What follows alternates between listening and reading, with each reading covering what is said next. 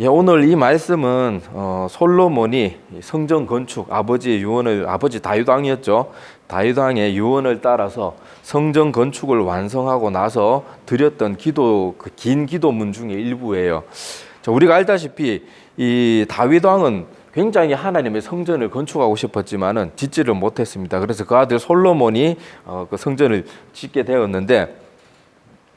자, 그 공사 기간이 무려 7년이에요. 무려 7년. 뭐 지금처럼 막 사람이 몇백 명 거주하는 그런 어마어마한 빌딩도 아니고 성전, 그 성전만 건축하는데 7년이니까 얼마나 정성을 다해서 만들었는지 알 수 있겠죠. 그래서 기원전 966년에 공사가 시작이 되어 가지고 기원전 959년 그러니까 7년 동안 그렇게 공사를 마치게 됩니다. 그래서 이 공사를 마치고 솔로몬은 하나님 앞에 정성껏 제사를 드려요. 그리고 정성껏 제사를 다 드리고 난 다음에 드린 기도문이 바로 이 기도문이고 그 기도문 중에 일부를 오늘 우리가 방금 읽어본 거예요. 자, 그래서 다윗이 그렇게 성전 짓고 싶어 했는데 성전을 완공하지 못한 이유가 여기 보면 다윗이 전쟁에서 전투를 많이 했죠. 그러니까 어쩔 수 없이 사람을 많이 죽였어요. 그래서 오늘 말씀해 보면 여기 역대상 22장 7절에서 8절 말씀인데 자, 다윗이 솔로몬에게 이제 유언처럼 하는 말이 여기 기록되어 있습니다. 자, 다윗이 솔로몬에게 이르되 내 아들아 나는 내 하나님 여호와의 이름을 위하여 성전을 건축할 마음이 있었으나 여호와의 말씀이 내게 임하여 이르시되 너는 피를 심히 많이 흘렸고 크게 전쟁하였느니라 내가 내 앞에서 땅에 피를 많이 흘렸은즉 내 이름을 위하여 성전을 건축하지 못하리라. 사실 뭐 다윗이 피를 흘리고 싶은 것은 흘리고 싶어서 흘린 건 아니거든요. 다윗도 나라를 지키고 자기에게 주어진 사명 감당하기 위해서 세상 천지에 뭐 완전 사이코패스가 아닌 이상 다른 사람 목숨 뺏으면서 기분 좋은 사람이 어디 있겠어요. 이제 그렇게 했음에도 불구하고 하나님은 네가 피를 흘려서 성전을 지을 수 없다. 이렇게 말했는데 다윗은 그거에 대해서 막 불평하고 뭐 하나님 저한테 이러실 수 있습니까? 제가 언제 뭐 전쟁터 나가서 목숨 걸고 싸운 게 뭐 나 때문에 그랬습니까? 말하면서 따지지 않아요. 뭐라고 하는가 하면 자, 오히려 이 말을 나단 선지자를 통해서 해줬을 때 요 내용은 더 자세한 내용은 역대상 17장에 나오거든요. 자, 여기 보면 오히려 감사합니다. 자, 다윗 왕이 이르되 여호와 하나님이여 나는 누구이오며 내 집은 무엇이기에 나에게 이에 이르게 하셨습니까? 내가 하나님 앞에 도대체 어떤 존재인데 하나님 나에게 이렇게 큰 은혜를 베풀어 주십니까? 지금 성전 못 짓겠는데 지금 이 말을 하고 있는 거예요, 다윗이. 그러니까 하나님께서 이 다윗을 얼마나 기뻐하시는지 우리 같으면은 선한 마음을 가지고 하나님 앞에 뭔가 하려고 하는데 그걸 막으면 조금 마음 상하고 그럴 수도 있는데 다윗은 오히려 왜 성전을 건축 못하는지 그리고 너 아들 통해서 이루어 줄 거다 이런 앞으로의 일들까지 알려주니까 이 다윗은 오히려 하나님 앞에 기뻐하셨어요. 그래서 여기 장래까지 말씀하셨사오니 뭐 여호와 하나님께서 나를 존귀한 자들 같이 여겨주셨습니다. 이렇게 하면서 오히려 감사함으로 순종하는 모습이 나와 있습니다. 제가 지금 오늘 본론과 상관없는 듯한 얘기를 하는 이유가 있어요. 이 다윗이 하나님의 기도에 대한 응답을 어떻게 받아들이는지를 우리가 지금 잠깐 살펴봐야 됩니다. 자, 그래서 다윗은 비록 자기 마음의 소원은 꺾였어요.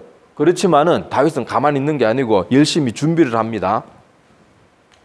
자, 이게 보면 자, 역대상 22장 14절의 이하의 내용들에 보면은 이 다윗은 자기가 지금 성전을 지을 수 없는 상태예요. 하나님께서 네 아들이 지을 거다 그렇게 말했으면 아유 그러면 내 아들이 알아서 하면 되지 나는 이제 남은 인생 이제 우리나라도 튼튼해졌겠다 이제 여생을 즐기면 되겠다 이렇게 손 놓고 있었던 게 아니고 자 여기 보니까 내가 환난 중에 여호와의 성전을 위하여 금 10만 달란트 은 100만 달란트와 녹과 철은 그냥 무게도 다 헤아릴 수 없을 만큼 많이 모으고 제목, 돌 하여튼 성전 건축에 필요한 모든 걸 준비합니다. 거기다 장인들 이 시대로 말하면 기술자들을 말하겠죠.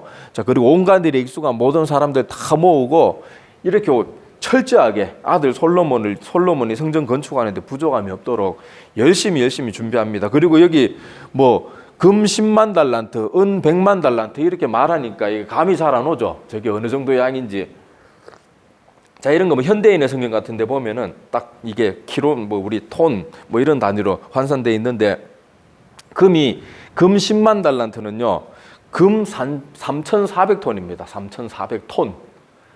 금이 3,400kg만 있어도 이게 난리가 날 텐데 금이 3,400톤이에요. 그러니까 자 여기 보면 여기 금이 10만 달란트, 은이 100만 달란트니까 은은 몇 톤이겠어요? 34,000톤. 이건 뭐 전 세계에 막 금은 다 끌어모은 그런 수준이에요. 자, 이렇게 어마어마한 거를 모아가지고 하나님의 성전이 어떻게 건축되었는가 하면요. 자, 제가 일부만 보여드릴게요. 일부만. 자, 이거 보니까 솔로몬이 정금으로 외소 안에 입히고 내소 앞에 금사슬로 건너지르고 내소를 금으로 입히고 온 성전을 금으로 입히기를 마치고 내소에 속한 제단 전부를 금으로 입혔더라. 그리고 뒤에 내용들이 있거든요. 뒤에 내용들 보면 복도까지도 금으로 다 깔아요. 그 정도로 다윗이 이 하나님의 성전 건축 자기 손으로 하지는 못했지만 그렇게 철저하게 준비를 한 거예요. 그리고 또 솔로몬은 아버지의 금이 탐나가지고 막 그거 여기저기 빼돌린 게 아니고 그냥 온전하게 하나님의 성전에 금을 그냥 아낌없이 다. 이거 보면 성전 건물을 금으로 다 쌓여. 그래가지고 뭐 역사 기록에 보면은 그 로마 제국이 예루살렘 성전을 완전히 파괴하잖아요. 그때 로마 군사들이 저 금 떼어간다고 난리가 났었다는 뭐 그런 얘기들도 있습니다. 하여튼 간에 다윗은 그토록 자기가 하고 싶었던 그 일을 하지는 못했지만은 오히려 그거에 대해서 원망불평하지 않고 하나님이 하라는 대로 감사하고 오히려 그게 바로 순종해요. 막 토달지 않아요. 그리고는 열심히 준비했던 것을 우리가 기억해야 됩니다. 우리가 성경 보면서 꼭 기억해야 될 것은 하나님은 우리의 절대 주권자라는 걸 잊어서는 안 돼요. 우리는 그의 피조물이고 우리는 그의 뜻을 거역할 수 없는 존재들이에요.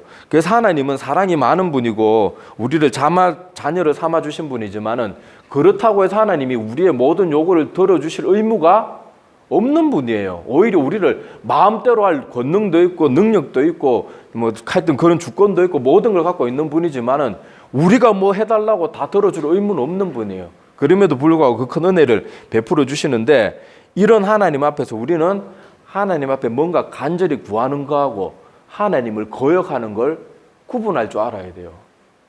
많은 사람들이 이제 한국 교회는 어떻게 가르치는가? 무조건 하나님을 향해서 큰 뜻을 세우고 무조건 떼쓰듯이 맨날 막 하나님 앞에 막 울부짖고 기도만 하면 그게 믿음 좋다. 이런 식으로 가르치는데 그거 조심해야 됩니다. 하나님이 우리에게 허락하시고 충분히 주실 만한 것들 그런 것들을 가지고 간절하게 기도하는 건 믿음 좋은 거 맞아요. 근데 내게 주어지지 않은 거, 하나님이 원하시지 않는 거, 그걸 가지고 때를 쓰는 거는요, 그거는 간구가 아니고 거역이에요. 다윗이 만약에 하나님이 너는 피를 많이 흘려서 안 되는다 이렇게 말했는데 저는 그래도 어떻게든 짓겠습니다. 그래가지고 성전을 막 지었다. 그러면 그게 하나님의 뜻에 합한 거겠어요? 그건 하나님을 거역하는 거예요. 지금 이 시대에 많은 사람들은 무조건 기도만 열심히 하면은 그게 믿음 좋은 것이냐 그렇게 생각하면서 내게 허락되지도 않은 일확천금, 세상의 부귀 영화 이런 것을 구하면서 그런 기도가 안 이루어지면 하나님 나한테 왜 이러시냐고 하나님께 원망 불평하는 건 하나님을 믿고 섬기는 자의 모습이 아니고 하나님을 거역하고 하나님을 이용하는 사람들의 모습이지 그건 하나님을 참되게 섬기는 그런 사람의 모습이 아닙니다. 그래서 다윗은 이런 면에서 하나님이 어떤 분인지를 잘 알아서 그렇게 순종하고 하나님의 뜻을 따랐던 것을 우리가 눈여겨보아 두시기를 바랍니다. 자, 그리고 솔로몬은 아까도 말했다시피 이렇게 성전 건축을 열심히 다 완수하고 막 금으로 막 온 성전을 그냥 다 덮고 심지어 제단이나 기물까지 금으로 다 만들고 입히고 이렇게 정성을 다해가지고 한 다음에 오늘 기도한 특별히 여러 기도가 좀 길어요. 근데 그 긴 기도 중에 오늘 특별히 우리가 보는 기도는 읽었던 본문의 말씀인데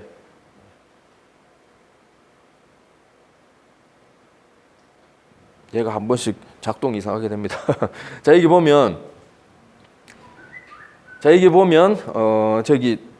보면은 기도할 때 자, 이 땅에 기근이나 전염병이 있거나 곡식이 시들거나 깐부기가 나거나 뭐 메뚜기, 황충이 자연재해가 났을 때 뭐 이럴 때가 지금 우리가 처한 상황하고 지금 비슷하잖아요. 그럴 때 기도를 하라고 하는데 자, 여러분 이 기도할 때 우리가 여기 보면은 다른 기도 요 앞에 내용들 지금 좀 이따 띄울 텐데요. 그 내용들 보면은 기도하는 그 장소나 이런 게 살짝 변화되는 모습이 나와요. 자, 여기 요렇게 지금은 보면 기근이나 전염병 곡식이 시들고 뭐 이런 거거나 또 적국이 와서 성읍들을 에워쌌으니까 성전에 들어갈 수 없는 상태잖아요. 자, 그러니까 여기 보면 성전을 향하여 손을 펴고 기도한다. 뭐 이런 내용이 나와요. 자, 근데 자, 기도문 중에 다른 부분들을 한번 볼게요.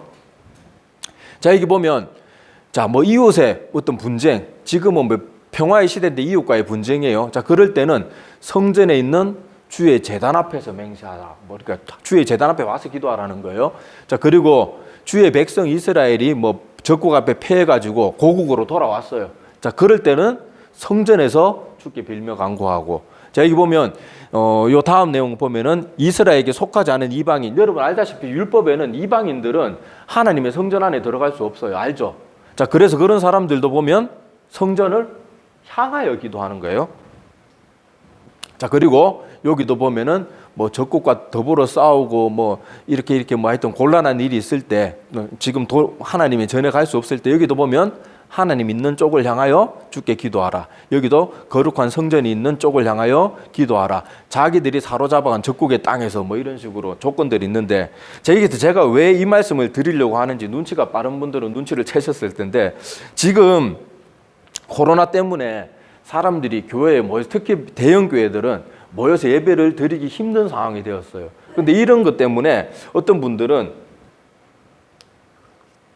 약간은 율법주의적인 생각에 빠져가지고 큰 교회일수록 모범을 보여야지 함께 모여서 예배 안 드리는 거 이거 용납이 되는 일인가 그거에 대해서 좀 혼란스럽게 생각하거나 또 마음에 좀 깊은 분노 가운데 있는 분들이 있는 것 같아요. 근데 아까도 제가 여기 줄치면서 하나하나 여러분들하고 봤지만은요, 우리가 하나님의 성전에 가서 기도해야 될 때가 있고 때로 그렇지 못한 상황이 되면 성전을 향해서 기도해야 될 때가 있어요. 우리가 진리 아닌 것 때문에 너무 그런 거 가지고 막 다른 사람 정죄하고 막 왜 안 저러냐고 불평 원망하고 그러는 게 아니에요. 내가 할 수 있는 한도 내에서 내가 하는 거고 때로는 우리 여러분 그러면은 지금 이 상황 가운데서 신천지 같이 모이지 마라 그런데 사람 수천 명이 모여가지고 그렇게 뭐 같이 예배 드리고 찬양하고 마스크도 안 쓰고 그러면 그게 되겠습니까?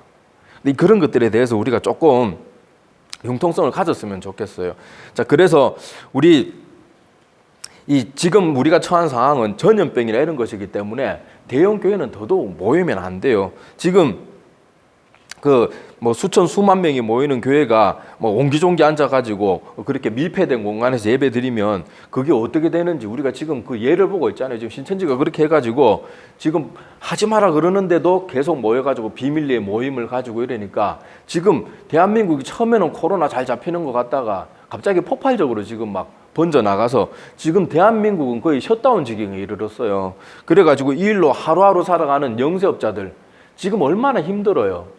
그리고 그 코로나와 싸우다가 전염된 의료진들 그리고 자가격리 때문에 힘들어하는 사람이 지금 한두 명입니까? 그리고 어제 뉴스 여러분 보시면 알겠지만은 이것 때문에 과로사로 죽은 40대 아들이 셋인가 뭐 있다는데 얼마나 안타까워요. 그런 공무원들 죽고 또 어떤 분들은 이 공무차 이렇게 차 타고 운전 왔다 갔다 하다가 교통사고로 죽고 얼마나 안타까운 일들이 많아요. 그런데 한국 교회가 우리는 그래도 예배 드려야 된다 그러면서 세상에 본이 못 되고 빛이 못 되면 그게 더 하나님 영광 가리워지는 것이죠. 그러니까 우리가 할 수 있으면 해야 되는데 할 수 없을 때는 그런 가지고 너무 지나치게 이건 아니다 막 그런 생각은 좀 안 가졌으면 좋겠어요. 고난과 환난은 피하기도 하는 게 성경의 가르침이에요. 이건 제 말이 아닙니다.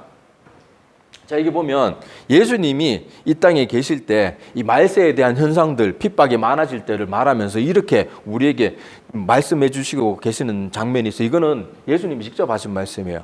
자, 이 동네에서 너희를 박해하거든 저 동네로 피하라. 이렇게 말하는 장면이 나옵니다. 자, 그러니까 이 핍박이든 아니면은 뭐 전염병이든 우리가 모여가지고 덕이 없을 때 하나님 앞에 영광이 되지 않을 때 그럴 때는 우리가 피할 줄 아는 것도 지혜예요. 잠시 머물 줄 아는 것도 지혜입니다. 물론 여건이 되는데 뭐 사람들이 이렇게 말하니까 그러면 앞으로도 나가 맨날 집에서 유튜브 뭐 보고 예배 드릴 겁니다. 그건 잘못된 거죠. 아까도 말했다시피 제단 앞에서 기도해야 될 때가 있고 성전 안에서 기도해야 될 때가 있고 성전을 향해서 기도해야 될 때가 있단 말이에요. 그런데 무조건 게으른 사람들은 자꾸 그런 식으로 말을 하는데 그건 좋지 않습니다. 그리고 이렇게 예배 못 드리는 거에 대해서 자꾸 비판하고 원망 불평하는 사람들은 그런 식으로 만약에 따진다 그러면 우리 대한민국이 6.25 때 피난길에 올랐을 때 자기 고향 교회 버리고 피난 간 사람들 다 정죄당해야죠. 그리고 여러분 로마 시대 때 로마 제국의 핍박을 피해가지고 지하 카타콤으로 숨어 들어가지고 그렇게 믿음 생활을 유지했던 그 믿음의 성도들 우리 손가락질할 사람 누가 있어요? 오히려 믿음의 사람들이라 그러죠. 그런 사람들도 다 정죄당해야 되는 거예요. 아까 적국의 포로로 잡혀갔을 때라는 말 있었잖아요. 다니엘을 한번 생각해 보세요. 다니엘은 어땠어요? 자기 고국 성전에 갈 수 없으니까 예루살렘을 향해서 창을 열어놓고 하루 3번 하나님 앞에 기도했다는 표현 안 쓰고 성경에 보면 하루 3번 감사했다. 그러니까 기도도 우리가 감사하는 마음으로 해야 돼. 적국의 포로로 잡혀갔을지라도 감사함으로 기도해야 되는 본을 다니엘을 통해서 보여주는 거예요. 자, 그러니까 그런 사람들까지도 우리가 뭐 그렇게 지금 예배 못 드리는 거에 대해서 대형 교회들 그렇게 예배 못 드리는 거에 대해서 불평을 하면 그런 사람들까지도 정죄해야 되는 건데 그러니까 우리가 얼마나 함부로 정죄의 칼날을 갖다 대면 위험한 것인지를 좀 깨달았으면 좋겠어요. 자, 그래서 오늘 말씀의 주제는 이건 아닙니다. 자, 그래서 다시 우리 본론으로 돌아가면 자, 이 땅에 기근, 전염병, 우리 지금 딱 해당되는 말이잖아요. 그리고 메뚜기는 지금 중국 국경까지 와 있고 저 아프리카 쪽에는 지금 초토화됐고 막 이러잖아요. 자, 이런 여러 가지 환란이 있을 때는 우리가 뭘 해야 되는지 성경이 정확히 말하고 있어요. 자, 여기 보면 이런 여러 가지 자연재해나 어려운 문제들이 나타났을 때 그 원인을 제공한 사람들을 잡아가지고 다 너희들 그것들 다 저 나쁜 짓 하고 뭐 이런 문제를 일으키게 된 그 원흉들을 제거해라. 가서 비판하고 정죄해라. 이렇게 가르치지 않고 딱 뭐라고 말하고 있는가 하면 29절에 한 사람이나 혹 주의 온 백성 이스라엘이 다 각각 자기의 마음의 재앙과 고통을 깨닫고 이 성전을 향하여 손을 펴고 무슨 기도나 무슨 간구를 하거든. 요 무슨 기도나 무슨 간구가 어떤 내용인지는 30절 보면 알 수 있어요. 주는 계신 곳 하늘에서 들으시며 사유하시되. 용서해달라는 건 무슨 말이겠어요? 우리의 회개기도 하라는 거예요. 자, 각 사람의 마음을 아시오니 그의 모든 행위대로 갚으시옵소서. 주만 홀로 사람의 마음을 아심이니이다. 이렇게 성경이 말을 하고 있습니다. 자, 그래서 지금 이런 문제들이 생긴 것을 볼 때 우리가 해야 될 일은 참된 회개의 마음을 가져야 돼요. 말로만 하는 회개가 아니고. 왜냐하면 저기 주만 홀로 사람의 마음을 아시고 각 사람의 마음을 아시는 분은 하나님이기 때문에 기도하는 사람, 회개하는 그 사람이 입만 방긋방긋거리는 그런 회개로는 안 돼요. 하나님 마음의 그 중심이 정말 우리 죄 때문에 그렇습니다. 우리가 잘못해서 그렇습니다. 그렇게 하는 그런 기도를 드릴 때 하나님이 사하시고 그리고 사하는 걸로 끝나는 게 아니고 처분도 있대요. 다윗도 여러분 뭐 전쟁하고 싶어서 전쟁했습니까? 그런데 다윗은 자기가 하고 싶어서 그렇게 한 거 아니고 충분히 그럴 만한 이유가 있었지만은 그래도 하나님이 성전을 못 짓게 하는 그런 처분이라 그러기에는 좀 그렇지만은 하여튼 하나님이 하시는 일들이 있잖아요. 우리도 지금 해야 될 일은 납작하게 하나님 앞에 엎드려가지고 회개하고 하나님 우리는 지금 하나님 앞에 온 마음을 다해서 회개하오니 우리 앞길을 인도해 주시고 하나님 기뻐하시는 뜻대로 이루어 주옵소서.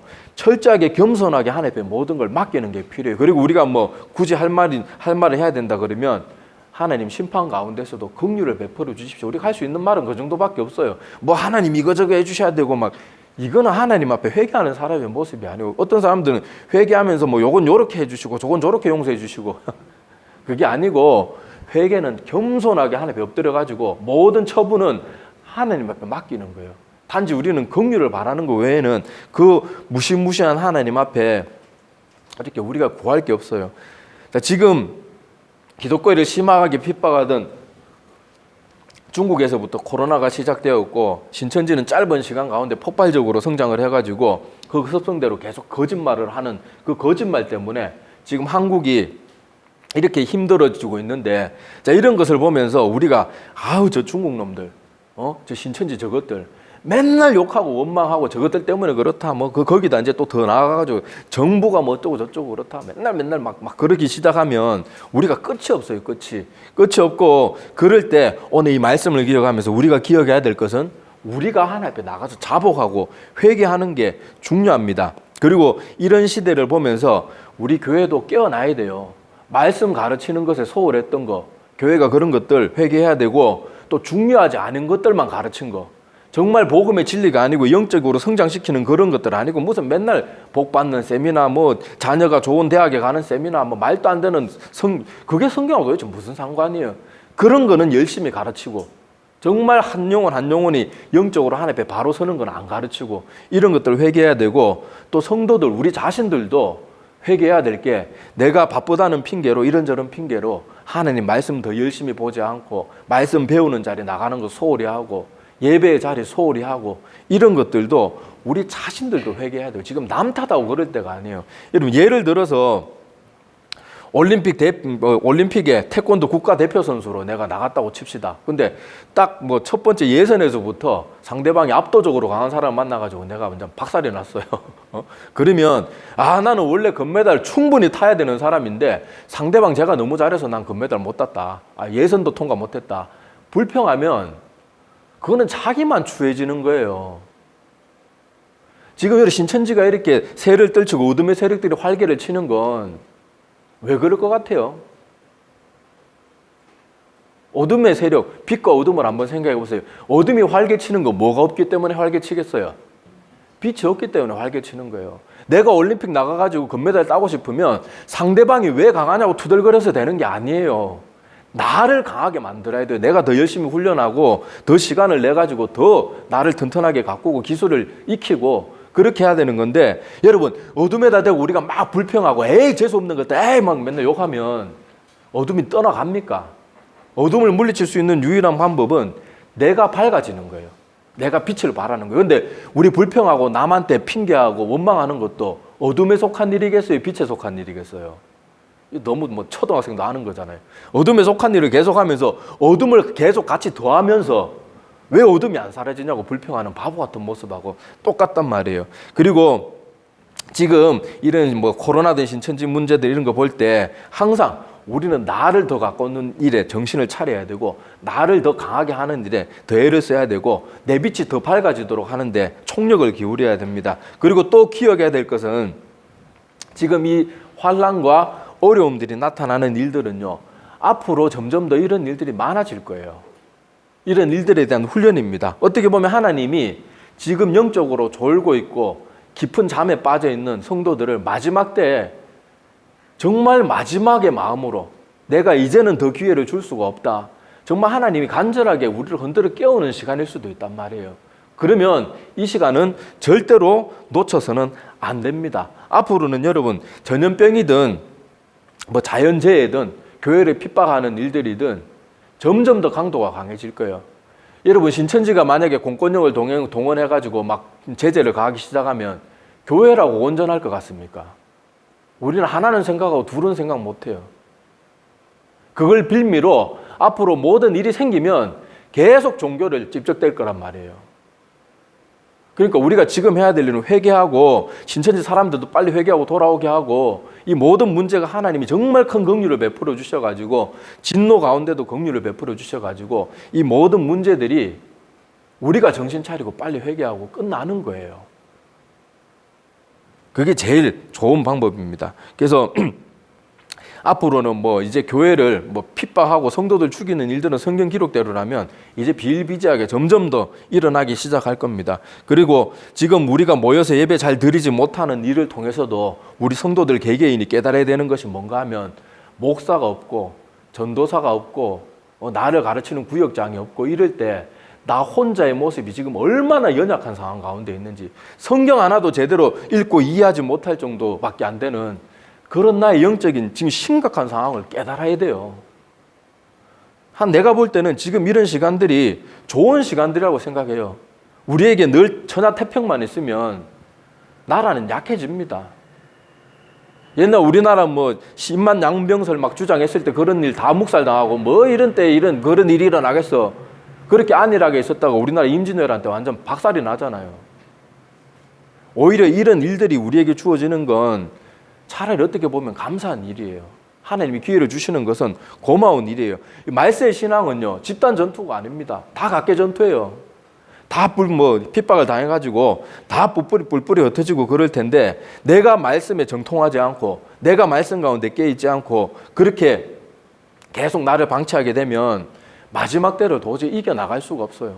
그 어마어마한 회오리 앞에 풍전등화와 같은 그런 상황이라는 걸 우리가 꼭 기억해야 됩니다. 그래서 지금이라도 말씀에 바르게 서기 위해서 노력해야 되고 애를 써야 돼요. 목표를 세울 때도 야, 저 목사님 신실한 분이니까 저 목사님 따라가면 되겠다. 그런 목표 세우지 마세요. 마지막 때가 되면요, 가장 신실한 목사님들, 가장 따를 만한 목사님들부터 제일 먼저 제거될 거예요. 다시 말해서 제일 먼저 순교를 당할 거예요. 마지막 때는 각계전투입니다. 나의 스스로 내 믿음 지켜야 되고 우리 가정 내가 지켜야 돼요. 그리고 그 피난하고 도망 다니고 어려운 가운데 나에게 붙여줄 영혼을 내가 가르칠 수 있는 수준까지 올려놔야 돼요. 적어도 복음의 기초에 있어서, 성경적인 기초에 있어서만큼은 다른 사람들이 이제 힘을 입어야 되고 뭐 가르침을 받아야 되고 이런 수준에서는 빨리 벗어나야 됩니다. 그래서 하나님 앞에 오히려 지금 우리가 뭐 코로나 때문에 지금 너무 많이 힘든 사람들 많잖아요. 하루하루 지금 살 길이 막막한 사람들 많은데 그럼에도 불구하고 하나님이 기회 주심을 우리가 기억하면서 불평할 때가 아니고 회개하고 감사함으로, 다니엘은 포로된 그 나라에 바벨론에 잡혀가서도 하루 3번 감사하면서 기도했어요. 우리가 그런 모습들을 본받아야 됩니다. 그리고 또 하나 더 기억해야 될 것은 지금 공적 예배가 폐해지는 이 순간은요, 알곡과 쭉정이를 가르는 시간일 거예요. 예배가 지금 아마 앞으로도 몇 주간은 예배 제대로 드릴 수 없을 텐데, 큰 교회들은 그동안 믿음이 약한 사람들은, 여러분 사람 믿음 약해지는 거 순식간이거든요. 예배 몇 주 못 드리면 아이고 내가 그동안 뭐 그렇게 열심히 교회 나갔나, 아이고 집에서 그냥 예배 드려도 되네, 뭐 요즘 유튜브 잘 나오고, 아유 요새 뭐 인터넷 매체가 발달해 가지고 아유 집에서 드려도 되겠다. 그리고 또 어떤 사람들은 그냥 뭐 이래저래 어영부영 다니다가 예배 몇 번 안 나가봐도 인생이 크게 달라지지 않거든요. 그러니까 아유 뭐 안 다녀도 되겠네, 이런 식으로 쭉정이들은 지금 이 마지막 추수 때 발곡들은 이런 시간 가운데 예배가 얼마나 소중한 것이었는지, 예배가 얼마나 내 영혼에게 힘이 되는지 알고 정신 차리고 주님께로 더 열심히 돌아오게 될 거예요. 근데 이런 가운데도 뭐 쭉정이도 있고 알곡도 있겠지만 여전히 계속 정신 못 차리는 사람도 있을 거예요. 계속 이것이 끝나도 계속 아무 생각 없이 몸만 왔다 갔다 하면서 뜨뜨미지근한 그런 신앙생활로 그렇게 하는 사람도 있는데, 마지막 때가 되면 차갑든지 뜨겁든지 해야지 미지근한 사람은 토하에 내칠 시간도 이제 곧 올 거예요. 그러니까 우리가 이 마지막 추수의 때 내가 바람에 나부껴 날려가는 쭉정이가 되지 않도록 내 영적인 내실을 다해 그렇게 키워 나가야 됩니다. 그리고 내 영적인 힘을 키우고 내 영혼을 무겁게 하는 건 하나님의 생명의 말씀 외에는 없어요. 목회자들의 설교나 이런 것들은 참고만 하는 거지 목회자의 말에 목숨 거는 거 아니에요. 뭐 이단 사이비들도 다 그 사람들 자기들 인도해 주는 사람들 얼마나 열심히 믿어요. 사람은 믿는 거 아니에요. 사람은 그냥 도움받고 참고하는 거예요. 항상 성경 말씀 외에는 그 어떤 것도 우리 마음에 쌓아가면은 안 됩니다. 그리고 지금 뭐 우리나라가 여러 가지로 혼란스럽고 어려운 문제가 많은데, 여러분들한테 제가 뭐 자주 말씀드리지만은 여러분 유튜브 뉴스 반드시 끊으세요. 그런 거 보지 마세요. 필요한 정보는 찾아서 보는데 카더라 통신, 근거 없는 통신, 그런 거 가지고 자꾸 분열을 조장하는 그런 것들 여러분 보지 마세요. 막 나는 뭐 하나님으로부터 음성을 들었고 최근 한국을 위해서 기도했는데 이런 것을 들었다 그러면서 사람 마음에 계속 분노를 일으키고 정권을 향해서 계속해서 불만 불신만 일으키는 그런 것들 반드시 끊어야 됩니다. 여러분 제 말을 여러분 허투루 듣지 마세요. 좌파든 우파든 한 진영에 속해가지고 지금 서로 죽일 듯이 미워하고 자기 쪽만 맞다고 생각하는 교만에서 반드시 벗어나야 돼요. 성경은요, 위정자들, 나라 사람들, 이런 사람들 보고 욕하고 원망하고 분노하라고 하잖아요. 자, 성경의 가르침을 한번 볼게요. 자, 여기 보면 임금들과 높은 지위에 있는 모든 사람을 위하여 기도하래요. 기도. 요 앞에는 기도거든요. 자, 이는 왜 이렇게 해야 되는가? 이는 우리가 모든 경건과 단정함으로 고요하고 평안한 생활을 하려 함이라. 그런데 지금 문재인 정권 들어오면서부터 한국 교회가 계속 정권에 대해서 지나칠 정도로 적개심을 품고 욕을 하고, 사역자들조차도 원수까지도 사랑하려고 해도 원수를 사랑하지는 못할 망정, 심지어 기도까지 제가 입에 담지 못할 말을 가지고 나라에 정치하는 사람들 위해서 그렇게 기도하고 있어요. 그건 기도가 아니고 저주예요, 저주. 그러니까 결국 어떻게 돼요? 임금과 높은 지위에 있는 자들이 올바른 사람이든 나쁜 사람들이든 그런 사람들을 위해서 성경은 조건 달지 않고 기도하라고 하는데 그렇게 기도 안 하고 우리는 저주를 퍼부었더니 단정함과 고요함이 사라지고 있잖아요. 모든 게 성경대로 되는데 우리는 왜 정신을 못 차리죠? 지금 한국교회는요, 제가 볼 때요, 사단이 분열을 조장하고 있는데 거기에 가장 쉽게 지금 휘둘리고 있는 사람들이 지금 대한민국 기독교, 개신교, 여기 몸담고 있는 사람들인 것 같아요.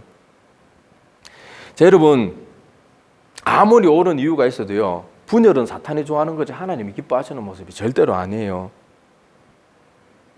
요즘 특히 뭐 아까도 말했지만 유튜브나 이런 데 나와가지고 나 하나님의 음성 들었다, 이런 계시를 받았다, 내가 꿈으로 이런 거 봤는데 이렇게 했더라, 우리 저 정권은 가만히 놔두면 안 된다, 그렇게 말하는 게 진짜 하나님이 주신 환상일까? 저는 그렇게 생각이 잘 안 돼요.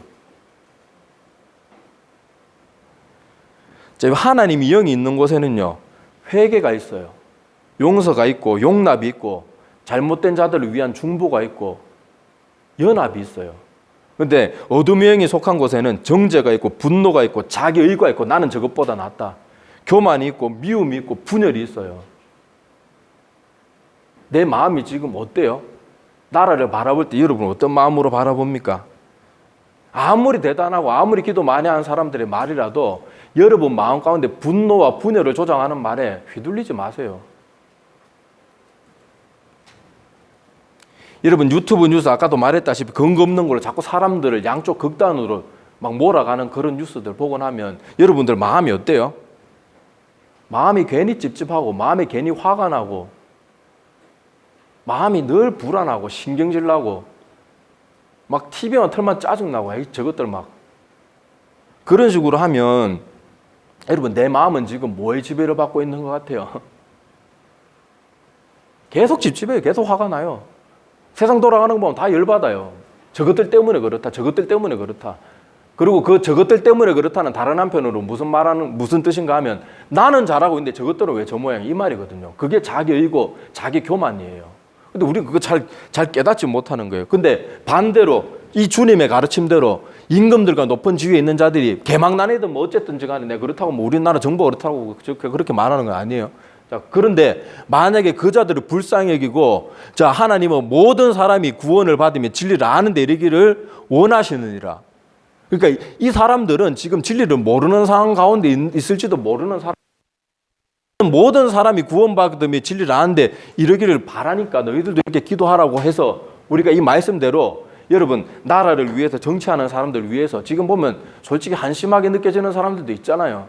그런 사람들을 위해서 그래도 내가 순종함으로 기도하면 내 마음에 계속 분노가 일어나고 찝찝하고 짜증스럽고 신경질적이고 그런 생각이 들겠어요?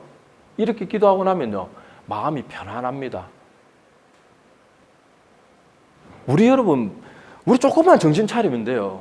지금 한국교회가 앞선 자리인 한국교회를 이끌어가는 사람들이 계속 나라의 분열을 조장을 해요. 사람들 마음 가운데 계속 원망을 심어주고 계속 분노를 심어주는데 왜 거기에 딸려다니냔 말이에요. 로마 제국에 그렇게 사람들 핍박하고 죽여도 그리스도인들은 나라를 위해서 기도했어요. 우리 참 제발 좀 이 사람들이 이런 말 저런 말, 좀 말빨 좋은 사람들 나와서 이런 말 저런 말 하면 그렇게 휘둘리지 말라고 제가 그렇게 말하는 이유가 그거예요. 우리는 모든 걸 성경 말씀대로만 순종하고 나가야 돼요. 지금 이 시대는 막 사람들 말하는 거 이런 말 저런 말 거짓 교사들이 점점 더 판을 치고 점점 더 교묘해질 거예요. 여러분 사단이 예수님 이 땅에 광야에서 그렇게 40일 동안 그렇게 시험을 받으실 때 마지막에 나타나가지고 사단이 예수님 시험할 때 지 말로 시험합니까? 뭐로 시험해요? 사탄도 다 성경 말씀 인용해가지고 다 시험하거든요. 여러분 하나님 말씀 잘 전한다고 다 하나님 말씀이라고 생각하면 안 돼요. 이단들이든 거짓 교사들은요 99% 다 성경대로 말합니다. 오히려 일반 교회들보다 더 은혜스럽게 설교해요. 저 이단 목회자들 설교도 들어본 적이 있는데 뭐 준비 안 한 웬만한 목회자들보다 설교 훨씬 은혜스럽게 잘하더라고요. 근데 그 사람들은 1%가 잘못돼 있어요. 아니면 0.1%가 잘못돼 있어요. 여러분 여기 물이 만약에 가득 물통에 물이 가득 하나 있는데 우리가 다 먹을 만큼 물이 있어요. 그런데 그 모든 사람을 죽이기에는요 극독약 한 방울이면 다 죽일 수 있어요. 물이 많은 게 중요한 게 아니고 순수한 물이어야 우리가 살 수 있는 거예요. 이단들은 겉으로 보기에는 한 방울 뭐 거기 타나 안 타나 뭐 티나 나겠습니까? 색깔도 변하지도 않을 텐데.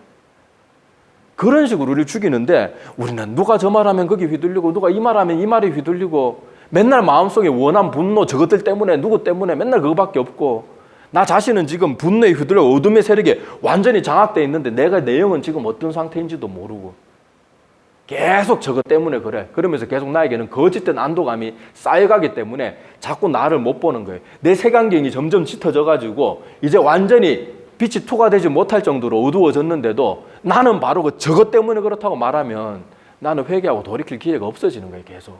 그래서 우리는 오늘 이런 모습들, 뭐 지금 이 솔로몬이 기도했던 것과 같은 그런 시대에 처해 있어요.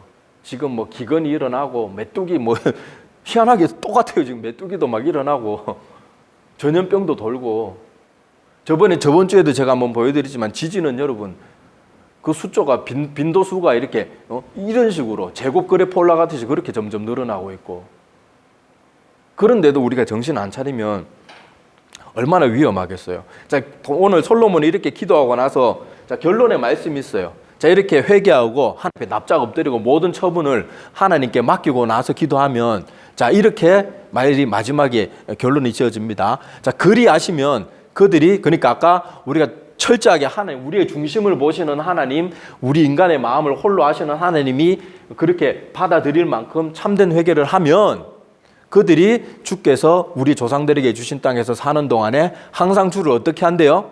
경외하며 주의 길로 걸어가리이다. 그러니까 우리가 회개하고 나서 우리에게 요구되는 것은 뭔가 하면 하나님이 얼마나 두려운 분인지를 알아야 된대요. 여기서 두려움은 공포에 떨라는 말이 아니에요. 경우에는 공포에 질리는 거하고는 틀립니다. 힘없는 학교 학생이 일진 앞에 벌벌 떨면서 서 있는 그런 식으로 두려워하란 말이 아니에요. 너무 사랑하는 하나님 앞에 내가 나의 부족함이 하나님의 마음을 얼마나 상하게 할까 이런 거룩한 두려움을 가지라는 거예요. 자, 그런 두려움을 가지고 또 경외하며 주의 길로 걷는다는 건 뭘 말하겠어요? 이제 하나님의 뜻을 알고 하나님의 뜻대로 살아가는 걸 말하는 거예요. 자, 그래서 하나님이 우리가 곁길로 가게 되면은 그리고 곁길로 가면서 계속해서 길을 벗어난 걸 깨닫지 못하고 계속해서 그런 길로 가게 되면 하나님이 이런 일들을 통해서라도 우리를 일깨워 주시는 거예요. 일깨워 주시기 때문에 우리가 일깨워 주실 때 우리가 해야 될 일은 회개하고 돌아와서 주님을 경외하고 주의 길로 행하는 것. 이것이 우리가 해야 될 일입니다. 그래서 여러분 매를 맞으면서도 계속 하나님의 길을 벗어나고 매를 맞으면서도 계속 그러다가 어느 날 도둑같이 우리의 인생의 마지막이 오면 기회는 다시는 주어지지 않습니다. 반번도 주어지지 않아요. 그냥 끝이에요. 그걸로 끝. 그러니까 우리가 깨어 있어야 되겠죠. 자, 오늘 들은 말씀들 한번 다시 정리해 볼게요. 자, 환난의 때에는 원망 불평하고 핑계대는 시간이 아니고 회개하고 납작 엎드리는 시간이라는 것을 기억했으면 좋겠습니다. 그리고 환난의 때에는요, 검정의 시간이에요. 검정. 알곡과 죽정이가 선별되는 시간. 타작마당에서 곡식이 바람에 그렇게 나부끼는 그런 알곡과 죽정이가 나눠지는 그런 시간들이 될 거예요. 그리고 환난의 때 분열을 조장하고 사람 마음 가운데 어둠을 심어주는 말들에 우리 절대로 휘둘리면 안 됩니다. 다시 한번 간곡히 부탁드리지만은 이 시간 이후로 여러분 유튜브에 필요한 정보만 찾아보지 쓸데없는 뉴스 보면서 마음의 분노를 쌓아가지 마세요. 그거는 여러분 영혼을 지옥에 내 손으로 내 영혼을 집어 던지고 있는 게 전속 최고 직구로 그냥 막 던져버리고 있는 거니까 정말 조심해야 됩니다. 그리고 이 환난의 때 마지막 때가 가까울수록 우리가 해야 될 일은 하나님을 경외하고 하나님 뜻대로 사는 것. 그래서 주의 길을 걷는 것이 우리에게 가장 안전하고 하나님이 가장 원하시고 가장 바람직한 길이라는 것을 꼭 기억했으면 좋겠습니다. 예, 기도드릴게요. 하나님 아버지 은혜를 감사를 드립니다. 오늘 솔로몬이 하나님의 성전에 그렇게 모든 봉헌을 마치고 했던 기도 중에 지금 우리가 처한 상황과 똑같은 기도의 내용들을 가지고 말씀을 살펴보았습니다. 아버지 우리가 지금 이 전염병으로 인하여서 함께 모여서 예배도 드릴 수 없고 또 여러 가지 나라에는 혼란과 분열스러운 모습들이 있는데 이런 가운데 많은 성도들이 어디에 속해야 될지는 모르고 전혀 성경적이지 않은 그런 말들, 그저 유명한 목회자들이 하는 말이라고 그런 것들에 마음을 빼앗겨서 마음속에 계속 분열과 분노와 원망과 불평만 쌓아가고 있는 것을 보게 됩니다. 이 혼란스러운 때 우리가 오직 하나님의 말씀에만 모든 것을 우리가 맡길 수 있게 도와주시옵시고, 성경 말씀과 다른 것은 그 어떤 것, 아무리 유명하고 아무리 기도를 많이 하고 아무리 환상을 보고 아무리 능력을 베푸는 사람들의 말일지라도 그런 말에 이제부터는 다시는 휘둘리지 않게 도와주시고, 오직 하나님이 우리에게 가르쳐 주신 대로, 성경이 우리에게 가르쳐 주신 대로만 신앙생활을 할 줄 아는 우리가 되어서 어둠의 세력에 조금도 휘둘리지 않고 하나님 기뻐하시는 그 길에 날마다 서 있을 수 있는 우리 모두가 될 수 있도록 큰 은혜 베풀어 주시옵시기를 간절히 바라옵고 원하옵나이다. 아버지 하나님, 지금 이런 모든 어려움들도 우리 빛의 자녀들이 빛을 발하지 못하기 때문에 계속해서 어려움들이 점점 더 많아지는 줄로 압니다. 이번 기회를 통하여서 우리가 회개하고 감사함으로 하나님 앞에 나아가고 또 나 자신의 빛을 더욱더 환하게 비출 때 어둠이 속히 떠나가게 도와주시고, 지금 아버지 이 전염병으로 인하여서 온 나라가 힘들고 특별히 하루하루 살아가는 영세한 사람들의 삶은 너무도 힘든 가운데 있사오니 아버지 진노 가운데서도 긍휼을 베풀어 주시고, 이 환난의 문제 우리가 빨리 정신 차리고 회개함으로 모든 사람이 납작 엎드릴 때 이 모든 어려움의 시간들도 빨리 종결되어질 수 있도록 도와주시고, 이후로는 다시 원래 삶으로 돌아가는 것이 아니라 정말 내 자신을 말씀 가운데 바로 서고 내 자신을 힘있게 가꾸는 일에 최선을 다하는 우리 모두가 될 수 있도록, 지혜로운 사람들이 될 수 있도록 큰 은혜 내려 주시옵소서. 감사를 드리며 예수님의 이름으로 기도드립니다. 아멘.